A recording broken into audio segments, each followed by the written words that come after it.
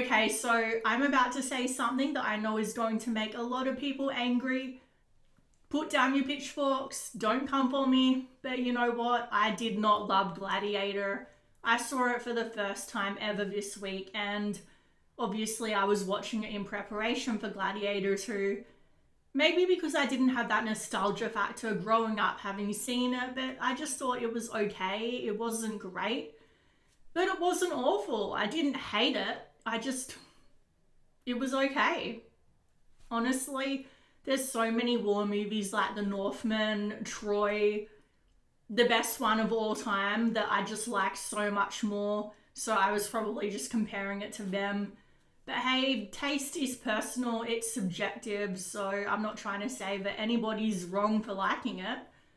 So when it comes to Gladiator 2, I'm probably on the same page. You might not like what I have to say, but hey, at least I'm being honest. And there's a lot of people that seem to be giving this such high praise, and I'm just not seeing why this movie deserves it. I don't think it's a horrible movie, but I just don't think it's an amazing movie either. So I think if you're not a huge fan of the first movie, then it's probably worth waiting to see this one on streaming. Yeah, and when I was watching the first movie, I just kept thinking of Ned Stark. He reminded me so much. Maximus reminded me so much of Ned Stark, just his personality. And I was wondering if that's what we would get with the sequel, with his son. And no, it's a very different disposition. This guy is just full of rage, full of anger. And the actor Paul Mescal, I think I'm saying that wrong, but I do think he is a good actor. I just think he wasn't leading man material. He wasn't meant for this particular role. He just doesn't have that it factor, that star factor, the charisma to hold an audience's attention in a movie like this. I think Pedro Pascal did a good job, so did Denzel Washington.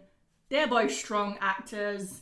Denzel, I would say, I really didn't like him and I couldn't figure out why for a long time, and then it just hit me to continue with the Game of Thrones references. He reminded me of an ancient Roman Littlefinger, and I really despise Littlefinger. So the Emperor twins, they were okay. They were what they were meant to be. I think just these nepotism brats that obviously didn't deserve to be there or have the compassion, the qualities that a leader should have. They just wanted their people to suffer, and they were entertaining to watch.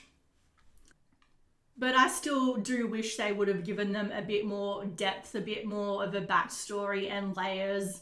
They felt a little cartoonish at times, like those mustache twirling villains. And I don't know, to continue once again with the Game of Thrones references, they just felt like if Joffrey had a twin, but they weren't quite as evil as Joffrey. I don't know.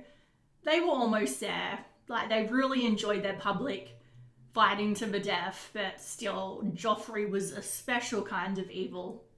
So the sharks. Okay, so I know this is probably not historically accurate, but I come to these types of movies to be entertained, not educated. So I love shark movies. I love movies about ancient times and war. So I thought, hey, we're bringing it all together. But the sharks in the Colosseum was like a few minutes out of the whole movie. And I wish they had kept that part hidden and not in the trailer, because that would have been a cool surprise if they were only going to have it for a few minutes. At least let it be a surprise. But all the best moments were in the trailer, and yeah, that really annoys me when they do that. So when it comes to the story, I just felt like it was such a copy-paste of the original. And it's obviously okay to be inspired by that story and do something similar, but this just felt so on the nose. And I just couldn't get emotionally invested in the story. There was just something lacking there. They just weren't building up those moments, those emotional moments that were really meant to be those tearjerker moments enough. So one thing that wasn't horrible was the set design. The costumes were pretty good. The CGI, they had a lot of monkeys in this movie for some reason. There were these like Colosseum monkeys that were so bad. The CGI felt like early 2000s. Actually, the monkeys in the Jumanji movie from the 90s looked better than these monkeys. But then there was a real life monkey that belonged to one of the evil twin Joffrey twins, and he was like that monkey that Captain Jack Sparrow has. It was so cute, but yeah. There was a lack of faith in this movie compared to the first one. They were constantly talking about praying and faith. This one, it had it there, but it was more about hedonism. There were throwaway lines about current day political ideals, let's just say that. And it was a very multicultural Rome. I mean, like, obviously the first movie had that too, and I have no problem with that, but this time it felt forced.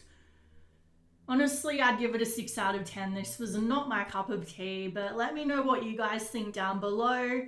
Please like, subscribe, all of that YouTube stuff, and I'll see you in the next video.